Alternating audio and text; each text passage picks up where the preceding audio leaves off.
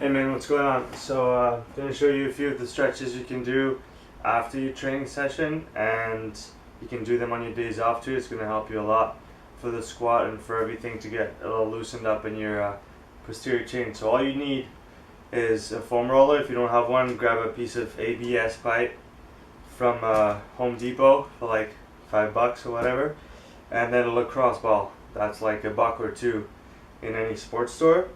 So what I start with usually, what I like doing is stretch in front of a clock, so then you always do 1 minute per stretch. So you start with the lacrosse ball, just put it on the ground, sit on it, and you come right here, and you just roll around and find the nasty spots that hurt.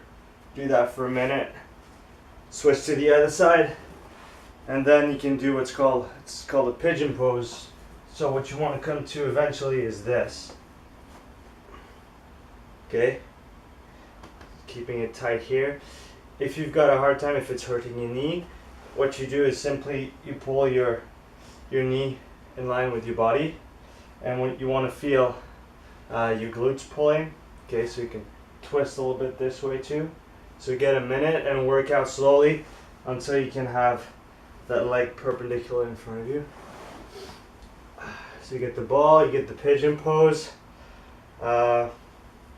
Another good one in the gym, I usually use a bench for this one, just the front splits. So you just come like this, and you're gonna feel it all the way down here. You're gonna feel it on your hip flexors in front here too.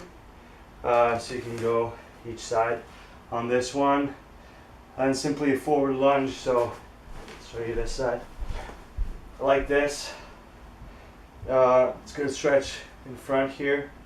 If there's a band in the gym, just hook up the band in front of you and put it behind your butt like this, and it's going to pull you a little bit forward. Make sure you stay tight when you do this. Again, hold this for a minute. Then there's elevated leg, so you elevate your leg as high as you can while keeping your back leg and front leg straight.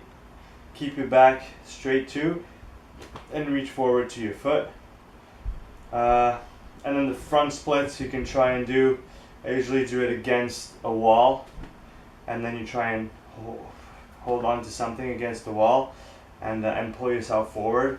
It's gonna pull the adductors in here, and loosen everything up.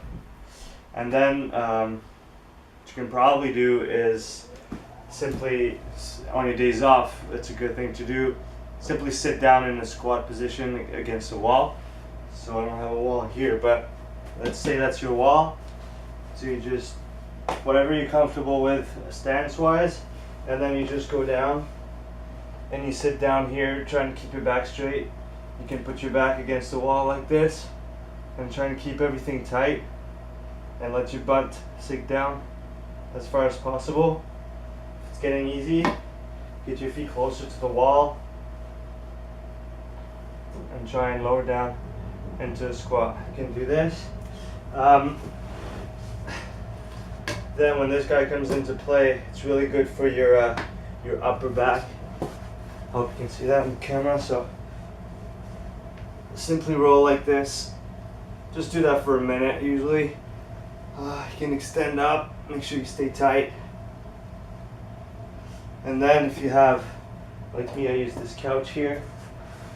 So what I do is this, and then you grab onto the couch, get into a good position, grab onto the couch, arms straight, and simply push your head through, and it's going to pull everything down here. It'll help you with the bench, it'll help you with the overhead press, get into better positions, and loosen up your thoracic spine too. Okay, hope that helps. See you soon.